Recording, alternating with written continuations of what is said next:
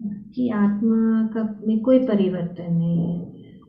परिवर्तन किसमें हो रहा है? शरीर। शरीर में। और शरीर में 6 प्रकार के परिवर्तन हैं, जो आत्मा में परिवर्तन नहीं है। तो क्योंकि आत्मा जन्म नहीं लेता, अतः उनका न तो भूत है, न वर्तमान है, न भविष्य है। वो हमेशा के लिए है। ये बहुत महत्वपूर्ण बात है। आत्मा को कोई भी परिस्थिति जो है आत्मा को विचलित नहीं कर सकती, हिला नहीं सकती, डुबा नहीं सकती, जला नहीं सकती, मार नहीं सकती है। आत्मा में कोई बदलाव नहीं आता। जो जिस प्रकार से शरीर जो है बदलता रहता है, पर आत्मा में ऐसा कुछ नहीं।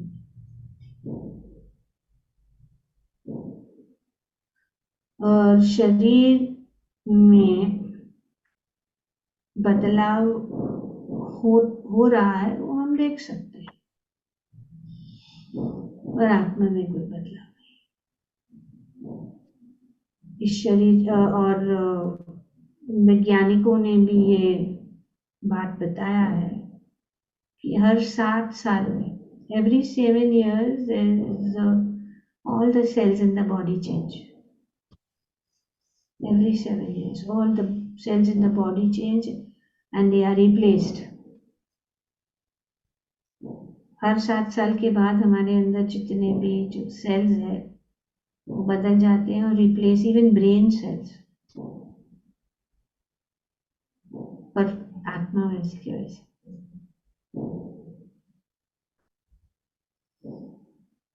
तो शरीर भी बदलता है, मन भी बदलता है ना। कभी कुछ मन होता है कुछ करने के लिए, लेकिन वो मन बदल जाता है। हम देख सकते हैं लोग अपने मन को बदल देते हैं। कभी उनका कुछ विचार होता है कि ऐसे करेंगे, लेकिन पर ये चेतना, आत्मा जो है हमेशा के लिए,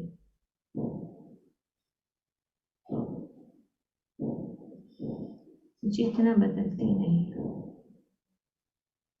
चाहे, और ये चेतना शरीर के अंदर है, तो ये शरीर जितना बदल रहा है बचपन से लेकर, और उसकी चर्चा पहले भी हो चुकी है। भगवान ने बताया है कि देहिनोऽस्मिन् यथा देहे कौमारम यौवनम जरा वगैरह सब बताया गया।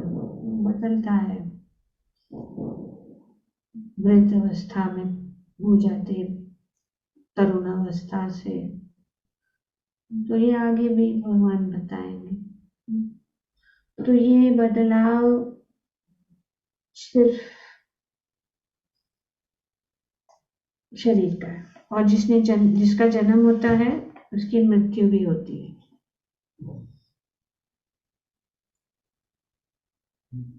ये निश्चित है।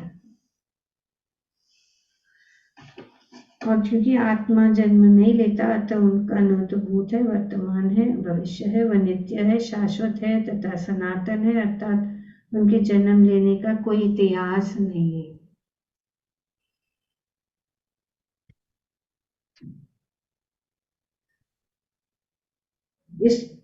हम शरीर के प्रभाव में आकर आत्मा के जन्म मरण आदि का इतिहास खोजते हैं। वह आत्मा शरीर की तरह कभी वृद्ध नहीं होता, अतः तथाकथित वृद्ध पुरुष भी अपने में बाल्यकाल या युवावस्था में जैसे अनुभूति पाता है। तो शरीर के परिवर्तनों का आत्मा पर कोई प्रभाव नहीं पड़ता।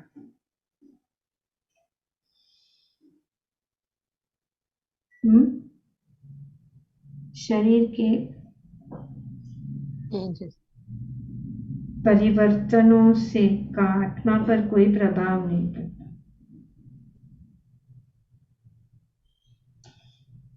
इसका क्या क्या समझ सकते हैं हम इसमें से?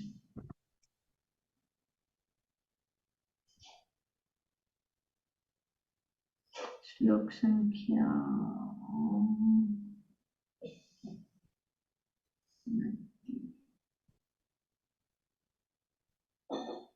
क्या क्या समझ, what do we understand by this? Mataji, can I say what I am understood? You have so many changes in the body. Like you said yesterday, when you get old, your body doesn't move according to what you want. But your हाँ, soul, when your soul likes to be young, so when you see youngsters dancing around, you also want to go and dance, but then the body doesn't move. So that way, the soul is not affected by the change in the. It remains young. That is what I have understood. The changes of the body do not affect the soul. मतलब जैसे शरीर अनुभव करता है कि अब मैं बच्चा हूँ, अब मैं बूढ़ा हूँ, अब ये, लेकिन आत्मा अनुभव नहीं करती है। आत्मा हमेशा एक जैसा ही रहता है, शाश्वत है क्योंकि। ओके, तो अभी ये जो अनुभव है, उससे क्या होता है हमें? हमें क्या होता है? बदलाव से हमें क्या होता है?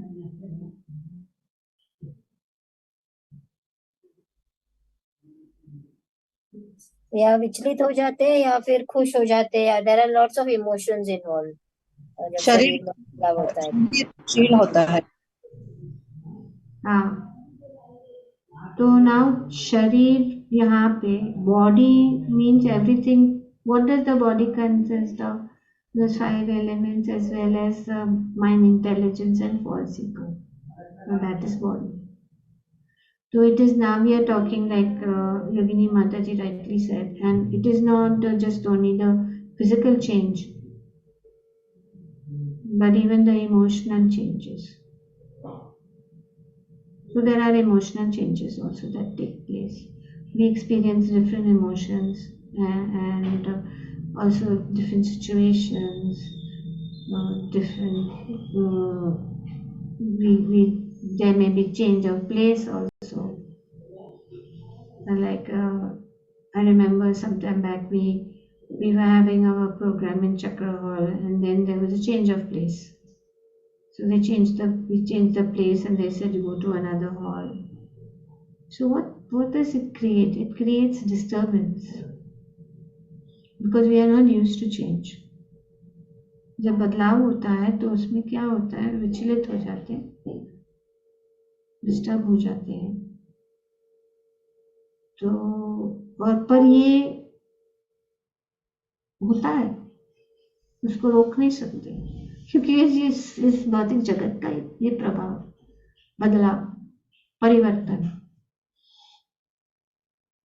रूल्स आर चेंजिंग, नियम जो है, कभी कभी गवर्नमेंट ने कहते हैं हाँ कुछ लॉज है, ये नियम था, पहले ये नियम था, अब ये नियम बदल गया, तो उससे क्या होता है कि हम उस नियम के लिए जो पहले था उसको ही चाहते हैं। तो शरीर के साथ जो कुछ भी है, बदलाव ही है और बदलाव होता ही रहेगा, क्योंकि इस भौतिक जगत ऐसा ही है, पर आत्मा नहीं बदलती।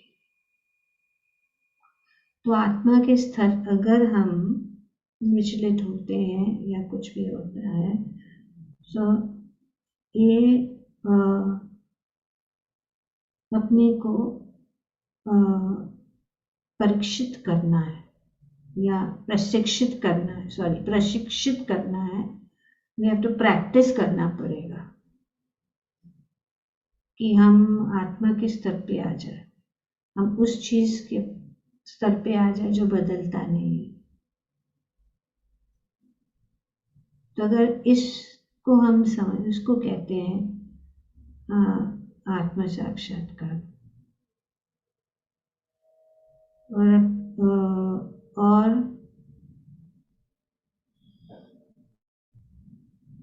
हम इन सब चीज़ों को ऑब्जर्व करेंगे तो we just become like an observer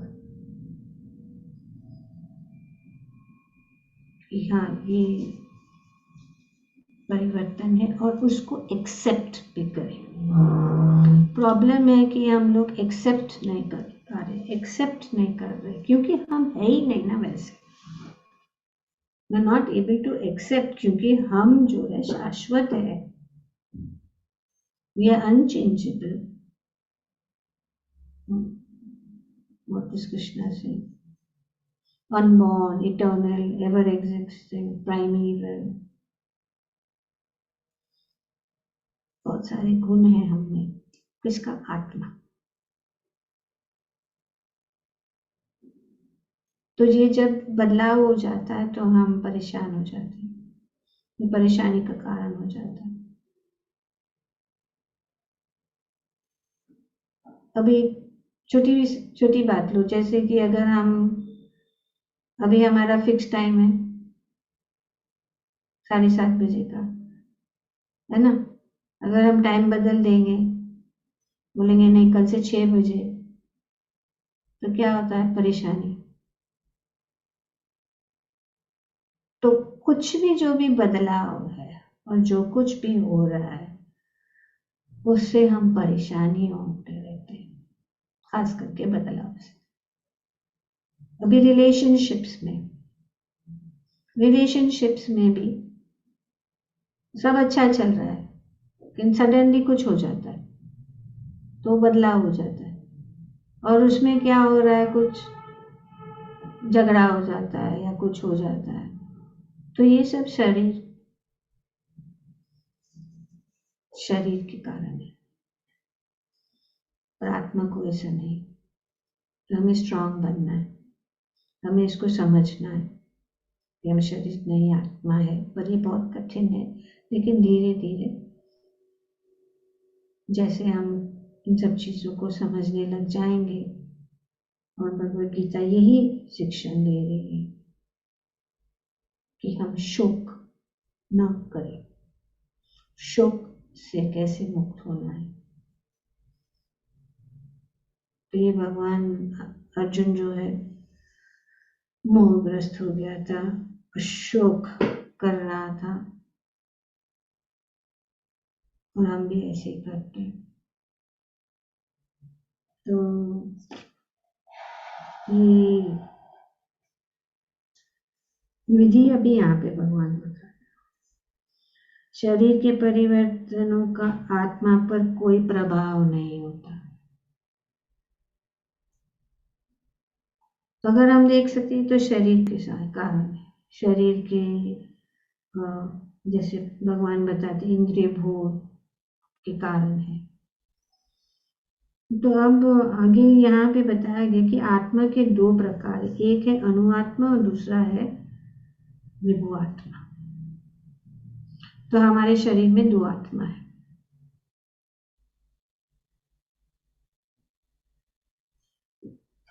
एक आत्मा नहीं है।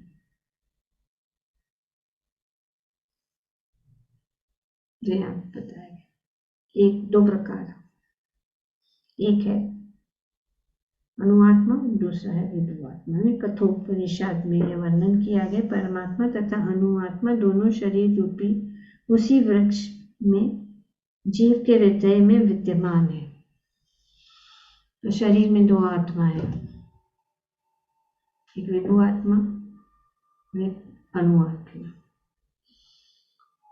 और उदाहरण दिया जा रहा है तो कि जीव के हृदय में है, तो लोकेशन तो हम पता कर लिया था, लोकेशन हृदय में ही है। और इसमें से जो समस्त इच्छाओं तथा शोक से मुक्त हो चुका है वही भगवत कृपा से आत्मा की महिमा को समझ सकता है। तो शोक श्री कृष्ण परमात्मा के भी उद्गम है, जैसा कि अगले अध्यायों में बताया जाएगा। और अर्जुन अनुआत्मा के समान है जो अपने वास्तविक स्वरूप का भूल गया है, अतः उसे कृष्ण द्वारा या उनके प्रामाणिक प्रतिनिधि गुरु द्वारा प्रबुद्ध किए जाने की आवश्यकता है। तो अभी ये आत्मा है 2 और आगे भी बताया जाएगा। आगे का श्लोक कौन पढ़ेगा?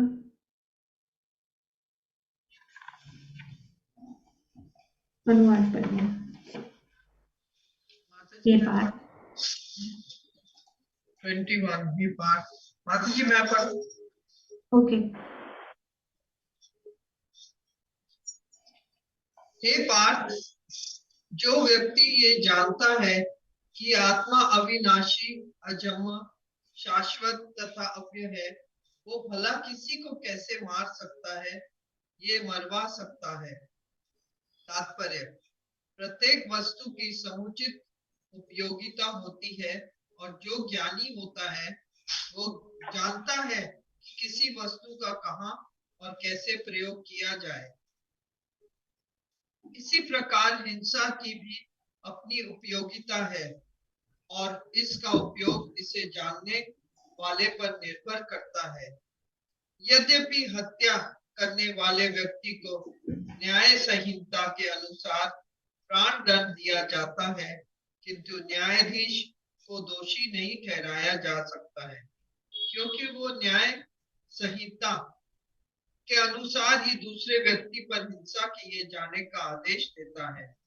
मनुष्यों के विधि ग्रंथ मनु संहिता में इसका समर्थन किया गया है कि हत्यारे को प्राण दंड देना चाहिए, जिससे उसे अगले जीवन में अपना पाप कर्म भोगना न पड़े। अतः राजा द्वारा हत्यारे को फांसी का दंड एक प्रकार से लाभप्रद है।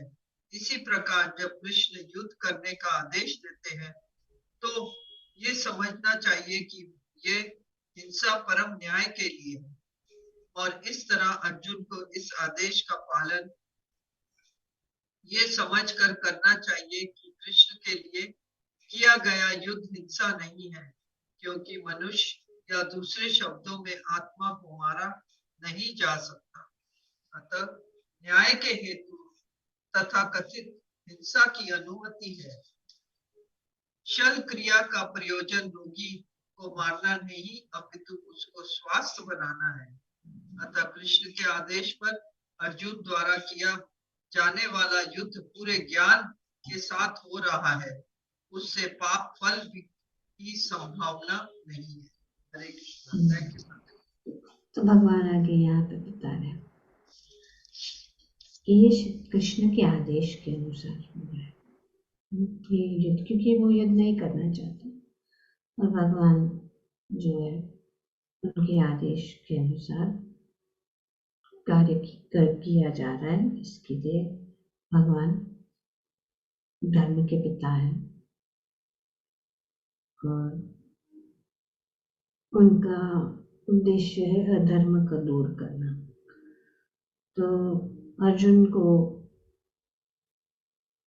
ये बात समझाने के लिए भगवान ये बताते हैं कि जो व्यक्ति ये जानता है कि आत्मा अविनाशी, अजन्मा, शाश्वत तथा अव्यय है, वह भला किसी को कैसे मार सकता है या मरवा सकता है। ये पॉइंट भी है वेरी इंपॉर्टेंट कि कोई आत्मा को कैसे मार सकता है, कोई आत्मा को कैसे दुख पहुंचा सकता है,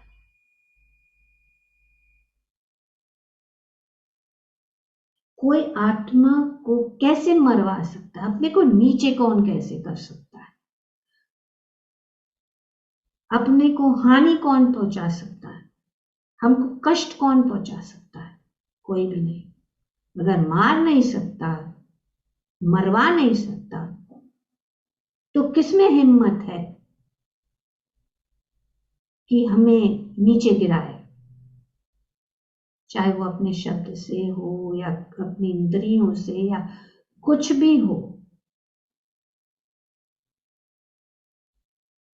कभी कभी प्रत्यक्ष रूप से कुछ चीजें होती है, कोई कुछ बोलता है या कुछ होता है, पर अगर हम आत्मा के स्तर पर है, हम अपने आप को जानते हैं, हम अपने आप में विश्वास है, हमें आत्मबल है, तो कोई भी परिस्थिति कितनी बुरी क्यों न हो, हमें हिला नहीं सकती है। इसके लिए आत्मा और शरीर के बीच में ज्ञान बहुत महत्वपूर्ण है। बहुत आसान है बोलने के लिए,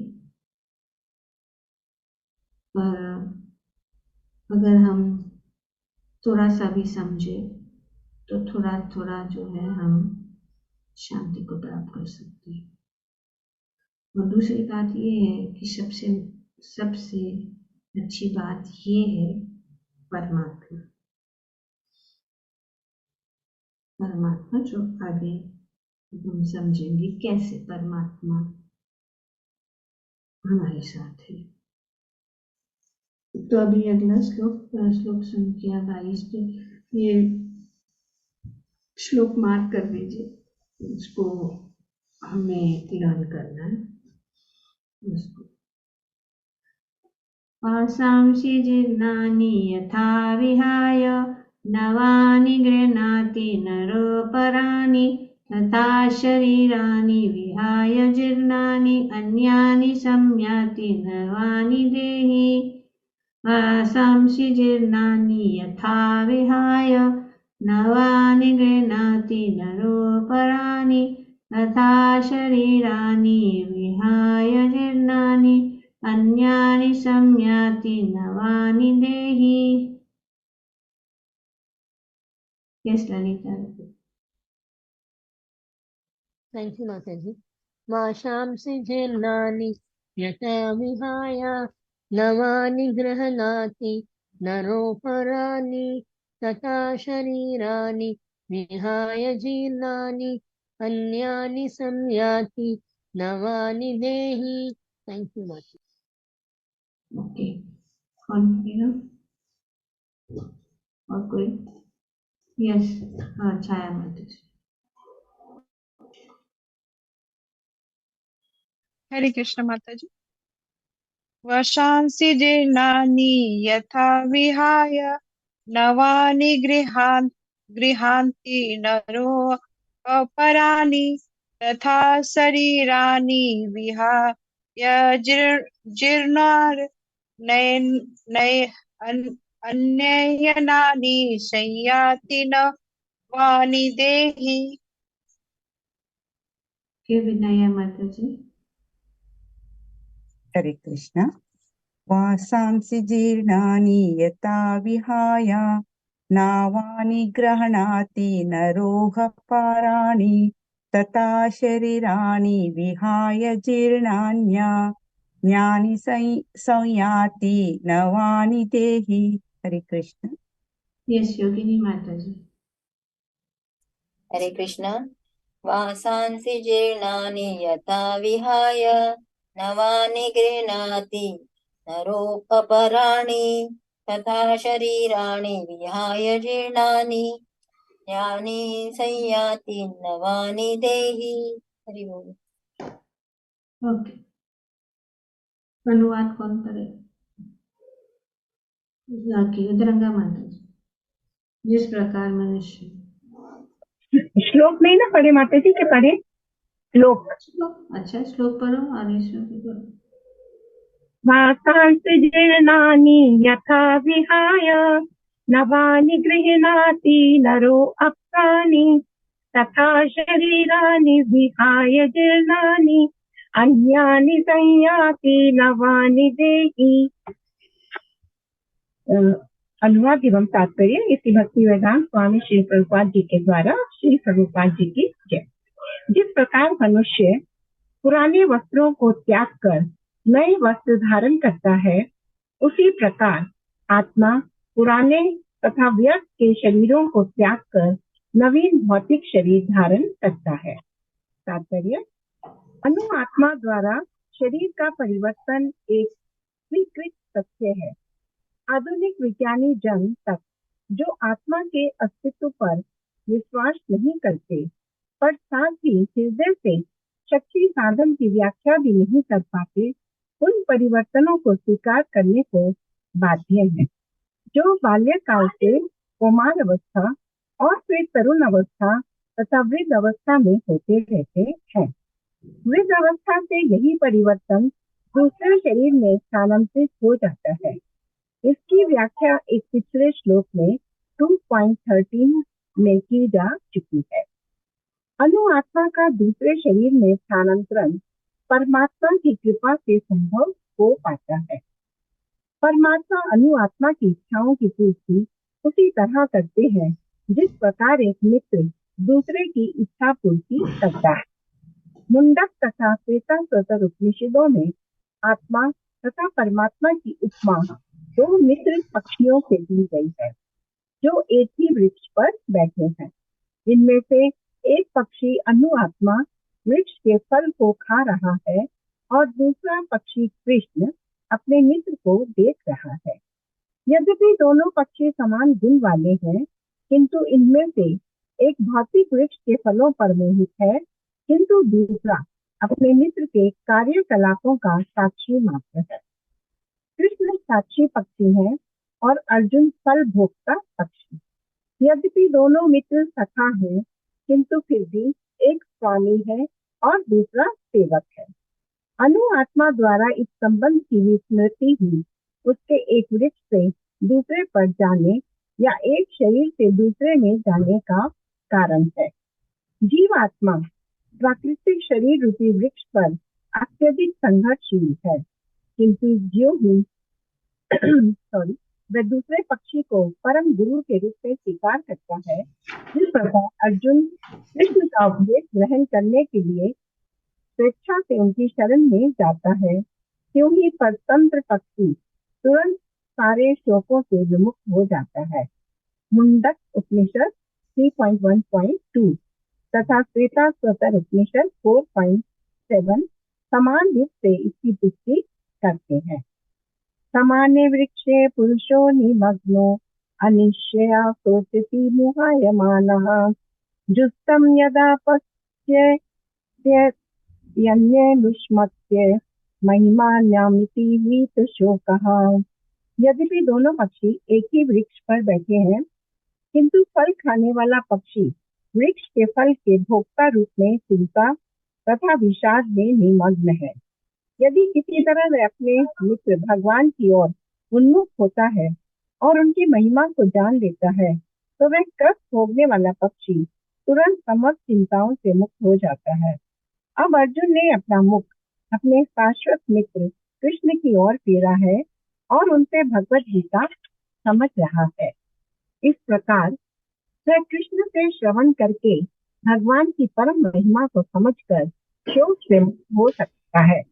यहाँ भगवान ने अर्जुन को उपदेश दिया है कि वह अपने पितामह तथा गुरु के देहांतरण पर शोक प्रकट ना करे, अपितु उसे इस धर्म युद्ध में उनके शरीरों का वध करने में प्रसन्न होना चाहिए, जिससे वे तब विभिन्न शारीरिक कर्म फलों से तुरंत मुक्त हो जाएं।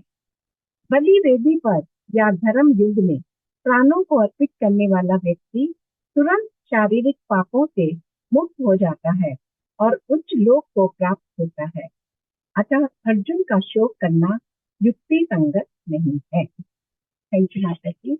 हरे कृष्ण। तो यहाँ पे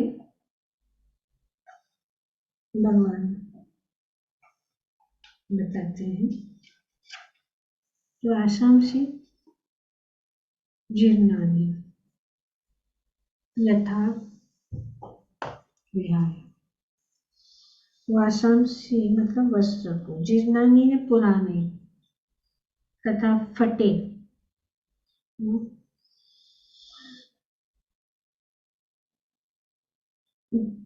विहाय मतलब त्याग कर। जिस प्रकार से वासांसी जीर्णानी यथा विहाय, नवानी, तो क्या हो रहा है, जब पुराने वस्त्र फट जाते हैं उसको त्याग देते हैं, है ना, और क्या करते हैं, नए वस्त्र धारण करते हैं। नवानि गृह्णाति नर नर मतलब पुरुष, मनुष्य। इस प्रकार से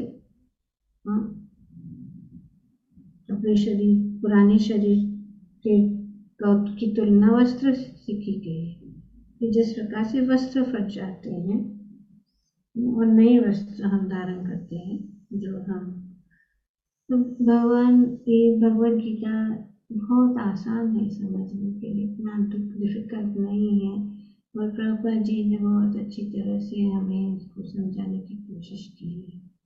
लोग डरते हैं भगवद गीता कैसे समझ में नहीं आता है, और यहाँ पे भगवान इतनी सरलता से इतने शब्दों द्वारा हमें इस बात को, एक ही बात को समझाने की कोशिश कर रहे हैं कि शरीर और आत्मा का अंतर क्या है। न विस्तार रूप से भगवान ने इस भगवद गीता में सुनाया है या बताया है, जो उपदेश दिया है कहीं भी किसी शास्त्र में हम नहीं प्राप्त कर सके। तो आसानी से चेतनानी यथा विहाय नवानि गृह्णाति नरो परानि, और नर और अपराणी मतलब अन्य। इसी प्रकार आत्मा पुराने तथा व्यर्थ के शरीर को त्याग कर नवीन भौतिक शरीर धारण करता है। नवीन भौतिक शरीर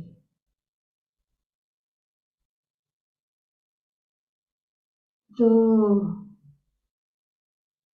तथा शरीरानि विहाय जीर्णानि, तो इस प्रकार से ये झरझर हो जाता है, शरीर पुराना हो जाता है, झरझर काम नहीं कर रहा है, कुछ शरीर में बदलाव होने के कारण। तो ये जीर्णानि मतलब पुराने, विद तथा व्यर्थ, तो व्यर्थ शरीर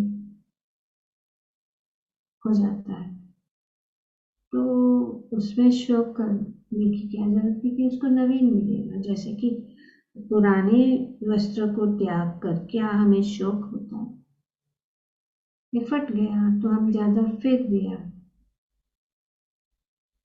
त्याग दिया। तो अगर हमने पुराने वस्त्र को त्याग दिया और फिर क्या होता है, ये अभी नया लेते हैं।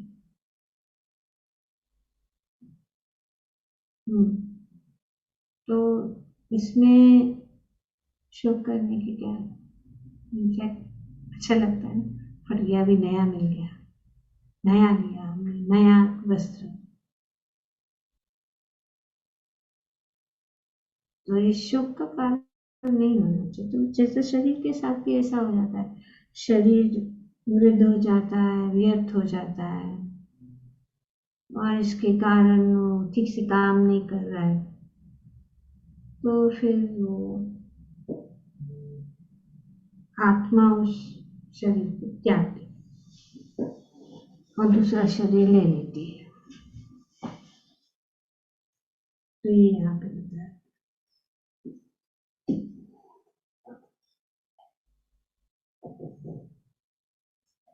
और ये स्थानांतर कैसे हो रहा है, अभी अनुआत्मा द्वारा शरीर का परिवर्तन एक स्वीकृत तथ्य है। Change of body by the atomic individuals whole is an accepted fact. विज्ञानी जन द्वारा भी, और इस प्रकार से ये शरीर में स्थानांतरित हो जाता है, बदलाव हो जाता है, और अंत में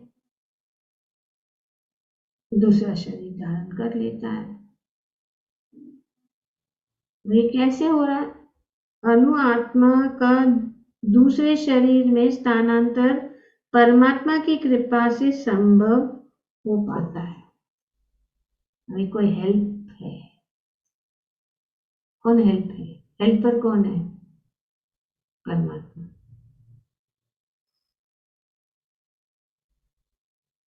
तो ये स्थानांतर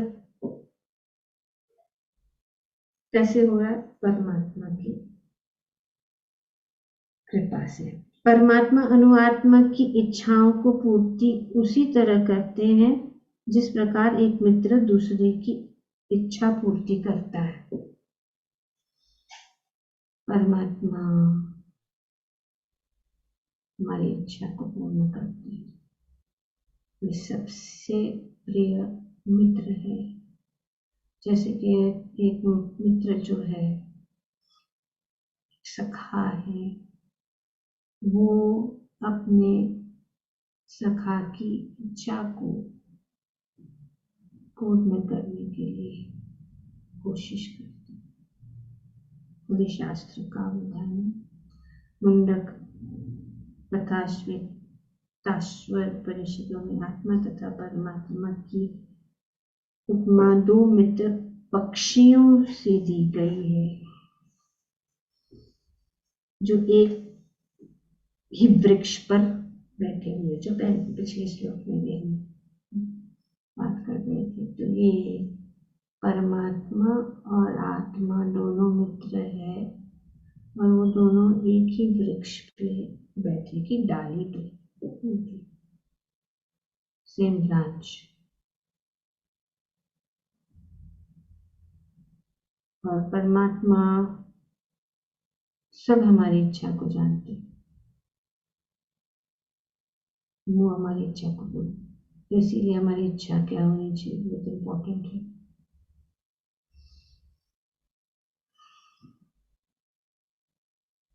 तो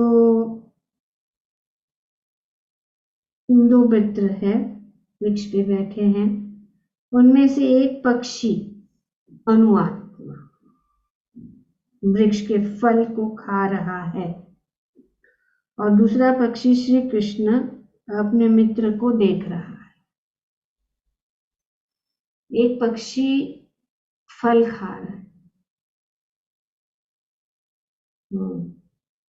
अनुआत्मा,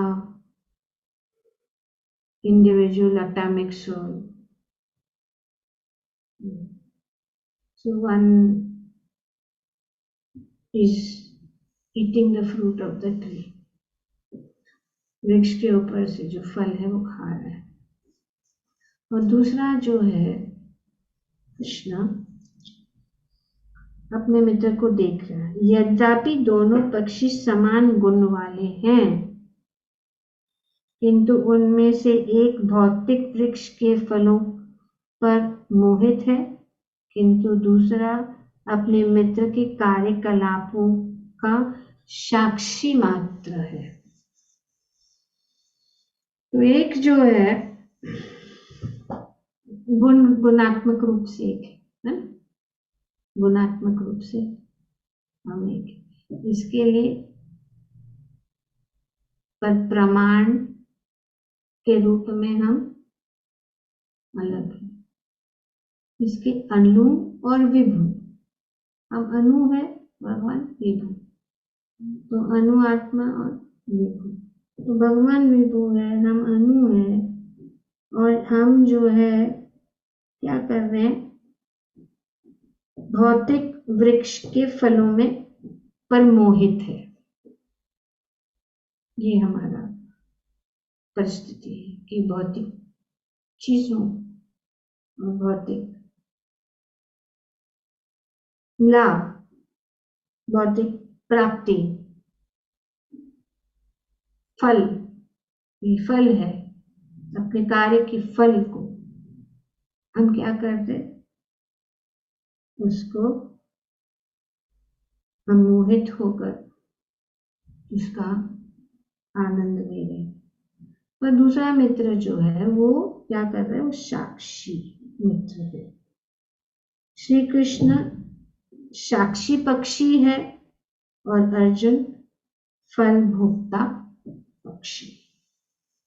उदाहरण दिया जा रहा है, बहुत सारे इतने अच्छे से बताया जा रहा है कि हम सब उसको अच्छी तरह से समझ सके। इसमें कोई कठिनाई नहीं है। दो मित्र एक ही वृक्ष में बैठे हैं, एक फल खा रहा है, एक देख रहा है, जो है परमात्मा। तो हमारे हृदय में दो आत्मा है। तो श्री कृष्ण साक्षी पक्षी है, अर्जुन फल भोक्ता पक्षी है। तो यहाँ पे उदाहरण लाइक भगवान क्या है, साक्षी है, और अर्जुन मतलब हम अर्जुन हमारे प्रतिनिधित्व कर रहे हैं। तो अर्जुन हम हैं, क्योंकि वे इस वृक्ष के जो है फल भोक्ता, हम सब फलों को भोग रहे हैं। फल भोक्ता पक्षी है, हम फल भोगते हैं। भगवान देखते हैं, हम फल भोगते हैं। और यद्यपि वे मित्र है, यद्यपि दोनों मित्र है, सखा है, किंतु फिर भी एक स्वामी है और दूसरा सेवक है। तो भगवान स्वामी है, हम सेवक है। अनुआत्मा द्वारा इस संबंध की विस्मृति ही उनके एक वृक्ष से दूसरे पर जाना या एक शरीर से दूसरे में जाने का कारण है।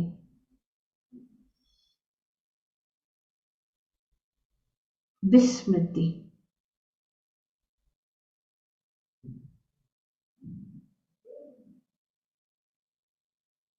किसके साथ संबंध? अनुआत्मा द्वारा इस संबंध की विस्मृति कि हमारा संबंध परमात्मा के साथ है। तो ये संबंध ज्ञान है। शास्त्र हमें अपने संबंध किसके साथ है, हमारा संबंध, असली संबंध जो है भगवान के साथ है। और क्योंकि हम इस संबंध को भूल गए हैं, वो विस्मृति के कारण एक वृक्ष से दूसरे वृक्ष में हम चले जाते हैं। मतलब क्या है, वो एक शरीर से, एक वृक्ष से दूसरे पर जाने या एक शरीर से दूसरे में जाने का कारण है। जिस प्रकार पक्षी एक वृक्ष से बैठकर दूसरे वृक्ष में बैठे। ये आम का वृक्ष है तो जाके छोड़ के चीकू के वृक्ष पे बैठे, उसने अपना स्थान बदल दिया। आम के पेड़ से जाकर चीकू के पेड़ के, ये चीकू के पेड़ के से वो दूसरा कोई पेड़, नींबू के पेड़ या अनेक जिसमें भी फल है, और उस फल को खाता रहता है। और अपना वो मित्र जो है उसके साथ जा रहा है सब जगह, पर उसको देख नहीं रहा है। इसके कारण, क्योंकि हम देख नहीं रहे हैं, भगवान जो हमारे साथ परमात्मा के रूप में हमारे साथ बैठे हैं, लेकिन हम उनके हृदय के अंदर ही है, साथ में ही है, हम उनके साथ संबंध नहीं जोड़ रहे हैं और हम इस संबंध को भूल गए हैं। इसके कारण हम एक शरीर से दूसरे शरीर में स्थानांतर होते रहते हैं। और ये इसका सहायता, ये संभव कैसा है? भगवान की कृपा से। जीव आत्मा प्रकृति शरीर रूपी वृक्ष पर अत्यधिक संघर्षशील है, किंतु ज्यों ही वह दूसरे पक्षी को परम गुरु के रूप में स्वीकार करता है, जिस प्रकार अर्जुन कृष्ण का उपदेश ग्रहण करने के लिए स्वेच्छा से उनकी शरण में जाता है, त्यों ही परतंत्र पक्षी, और इस परतंत्र पक्षी तुरंत सारे शोक से विमुख हो जाता है। तो जीव क्या कर रहा है? संघर्ष कर रहा है।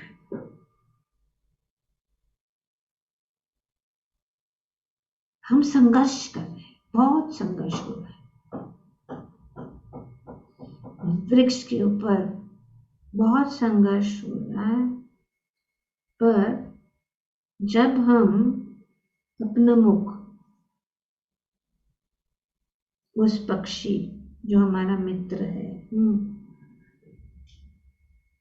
किंतु जो ही वह दूसरे पक्षी को परम गुरु के रूप में स्वीकार करता है, इस प्रकार से अर्जुन ने दूसरा बहुत महत्वपूर्ण बात है, स्वेच्छा से, जबरदस्ती नहीं है, voluntary, very clear-cut words have been used. No wishy-washy business. As Arjuna agreed to do by voluntary surrender. स्वेच्छा से हम उनकी शरण में जाते हैं, क्यों ही क्या हो जाता है? परतंत्र। परतंत्र कहाँ है? Subordinate. Body immediately becomes free. तो हम जब भगवान की शरणागत हो जाते हैं, भगवान की, हमारा मुख अपने मित्र जो हमारे साथ हमेशा बैठा है उनकी ओर हम मुख करते हैं, विमुख होने से हम जो है संघर्ष करेंगे और अपने उनको देखने से हम अपने जो कष्टों से विमुख हो जाएंगे। यहाँ पर बताया कि दूसरे जिस प्रकार अर्जुन कृष्ण का उपदेश ग्रहण करने के लिए स्वेच्छा से उनकी शरण में जाता है, त्यों ही परतंत्र पक्षी तुरंत सारे शोकों से विमुख हो जाता है। भगवान से विमुख होना संघर्ष, और भगवान से सम्मुख होना क्या होगा? हम शोक से या कष्टों से, दुख से विमुख हो जाएंगे। यही है, बिकम फ्री फ्रॉम लैमेंटेशन।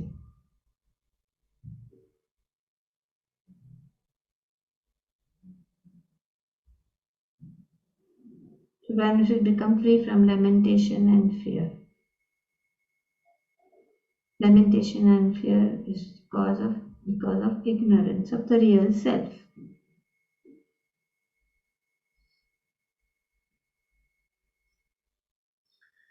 तो श्वेताश्वर उपनिषद समान रूप से यही पुष्टि है। यद्यपि दोनों पक्षी एक ही वृक्ष पर बैठे हैं, किंतु फल खाने वाला पक्षी वृक्ष के फल के भोक्ता रूप में चिंता तथा विषाद में निमग्न है। वो क्या है?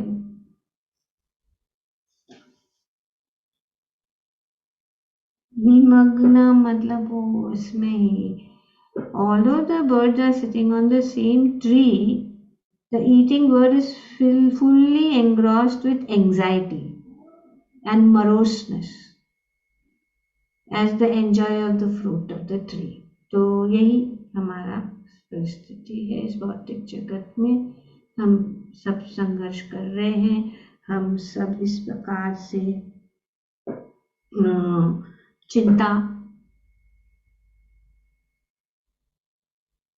में रहते हैं, विषाद में निमग्न रहते हैं।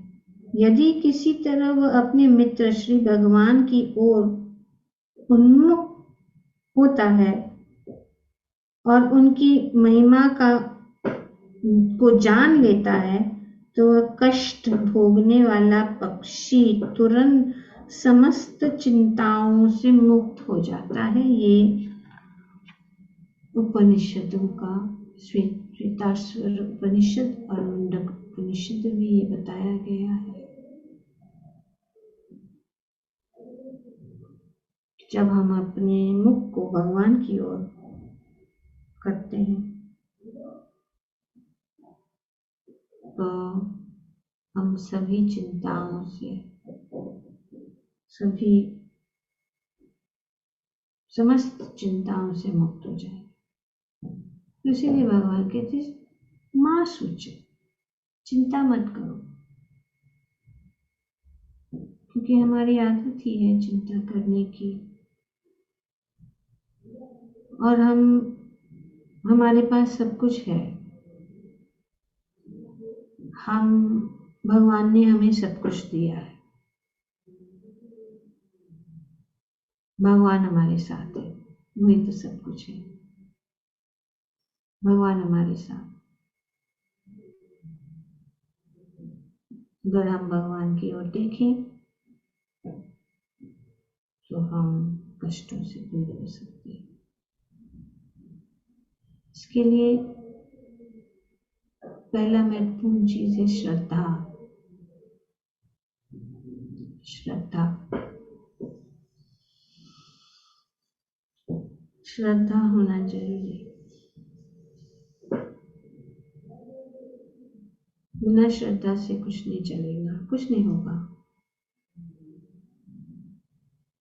हमें मायूस नहीं होना चाहिए, हमें श्रद्धा रखनी चाहिए, दृढ़ विश्वास होना चाहिए। शरणागति का यही अंग है, अवश्य रक्षिबे कृष्ण।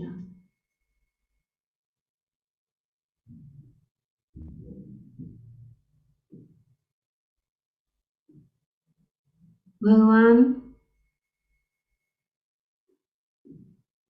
को पूर्ण शरणागति चाहिए, आधा नहीं,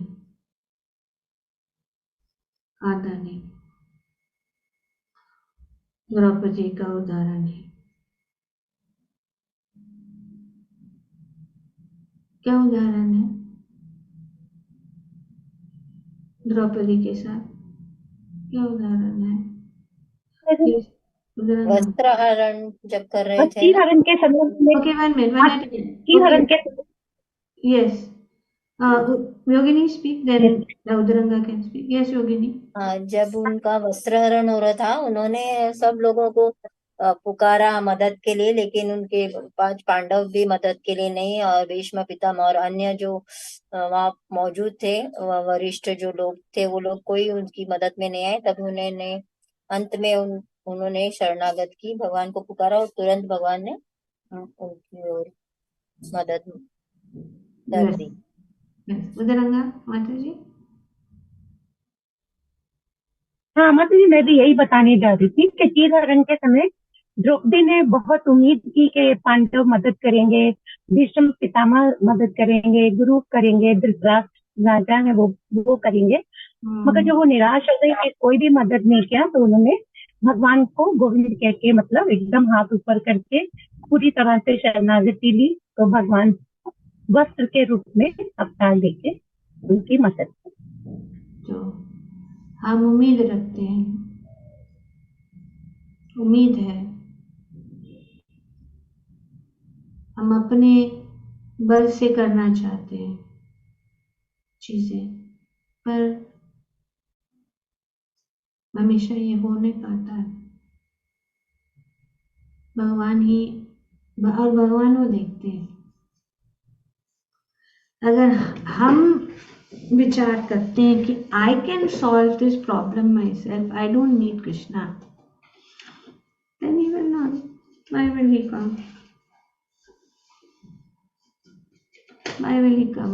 अगर भगवान, हम सोचते हैं कि हम ही अपना समस्या का हल हम खुद करेंगे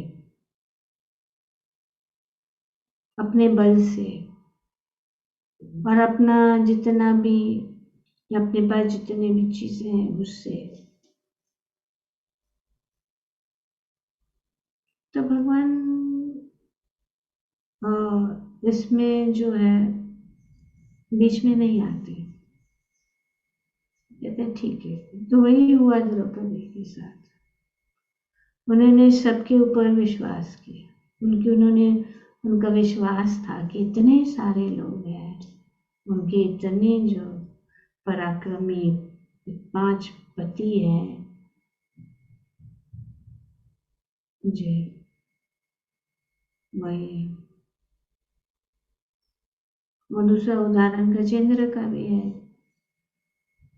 गजेंद्र ने अपने बल से सोचा मैं तो बहुत शक्तिशाली हूँ।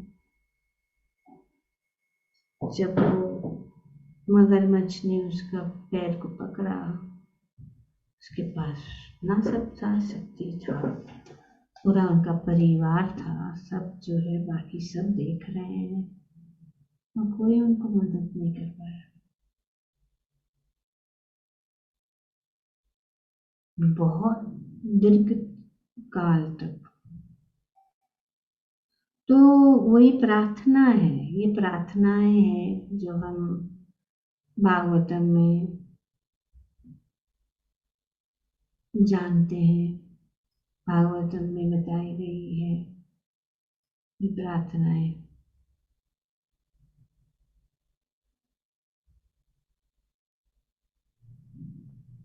कि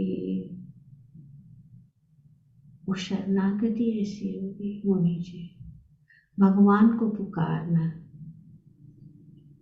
हे गोविंद, हे गोपाल, हे गोविंद, हे गोपाल,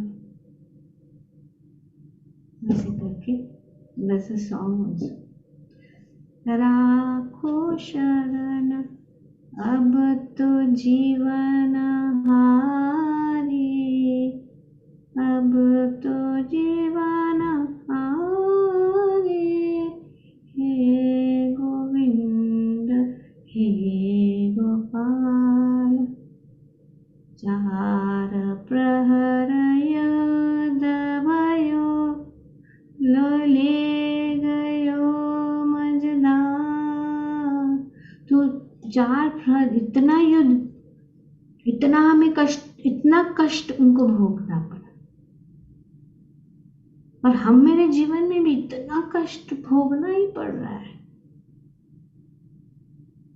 4 प्रहर युद्ध भयो, ले गया मजदार, नाक कान डूबन लागे, मतलब नाक और कान पूरा डूब गए इस कष्ट में, पूरे डूब गए।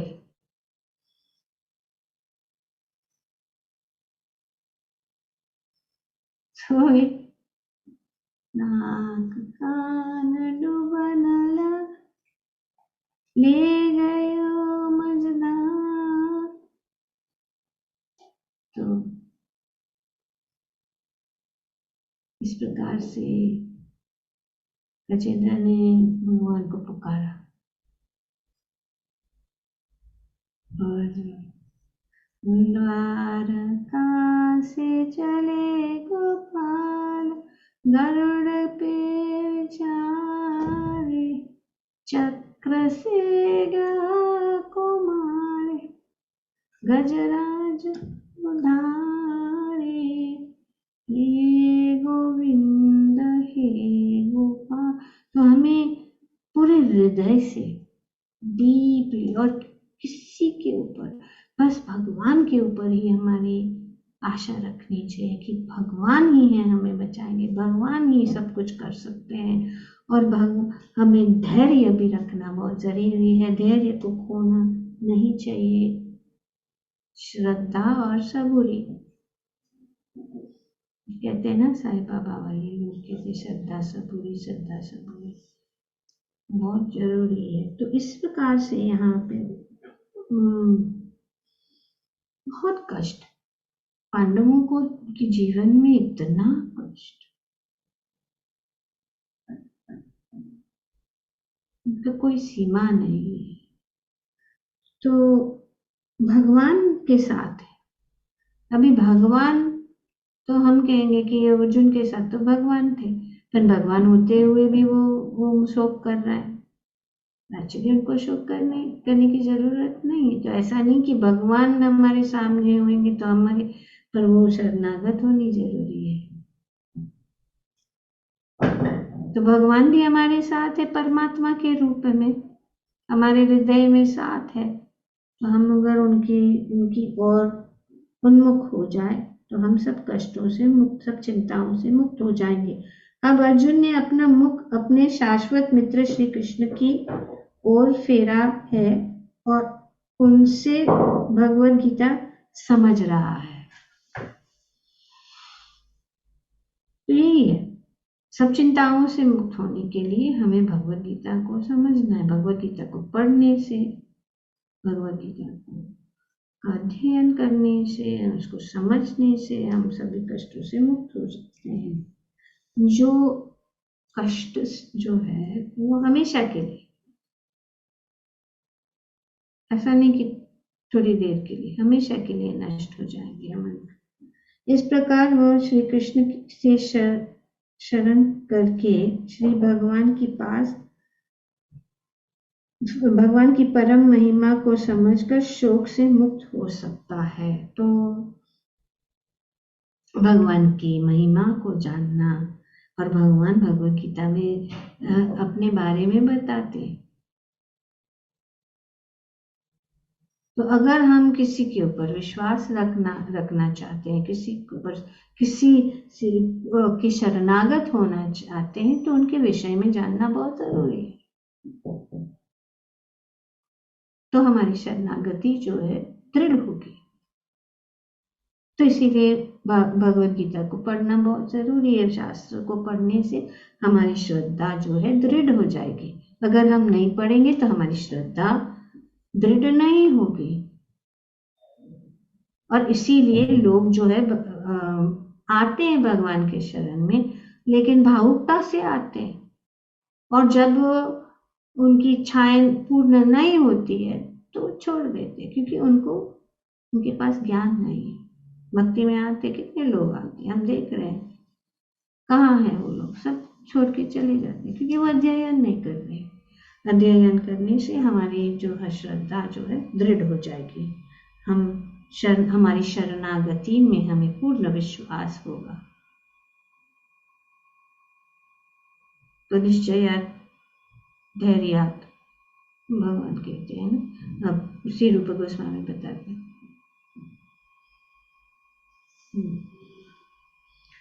तो ये समझ भगवद गीता, क्योंकि वे अपने शाश्वत मित्र, very nice word Prabhupada is using, eternal friend, so nice, face towards our eternal friend. That eternal friend is Krishna. कोई नहीं है हमारा, अगर हमारा कोई है वो भगवान ही है, और कोई नहीं है। और वे हमेशा के लिए रहेंगे और हमेशा के लिए साथ रहेंगे, हमें कभी भी छोड़ेंगे नहीं।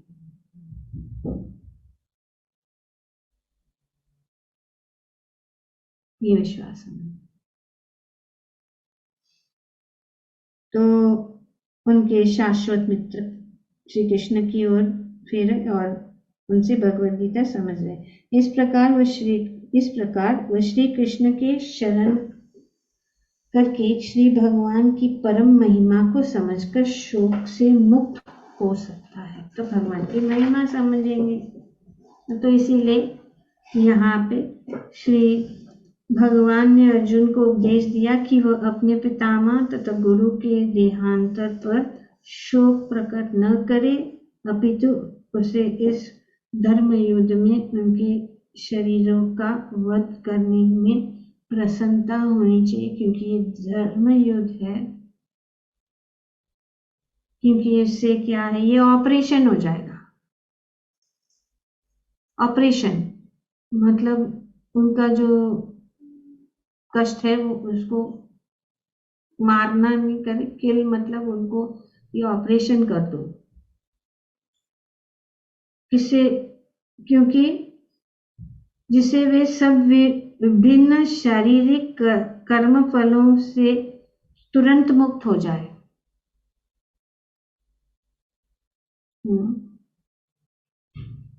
और बलिवेदी पर यह धर्म युद्ध में प्राणों के अर्पित करने वाले व्यक्ति तुरंत शारीरिक पापों से मुक्त हो जाए, पाप से मुक्त हो जाएंगे, उनके नया शरीर धारण करेंगे, वे कर्म फल से मुक्त हो जाएंगे।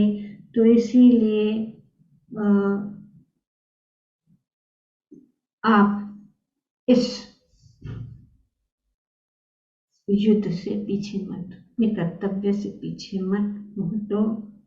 और कितना लाभ होगा उनके लिए, वे उच्च लोगों को भी प्राप्त करेंगे, क्योंकि धर्म क्षेत्र है। मतलब अर्जुन का शोक करना युक्ति संगत नहीं है। तो ये कोई जरूरत नहीं है शोक करने की, क्योंकि सिचुएशन विन विन है। श्रीमद् भगवद गीता की जय। ओम तत्सत। Thank you very much.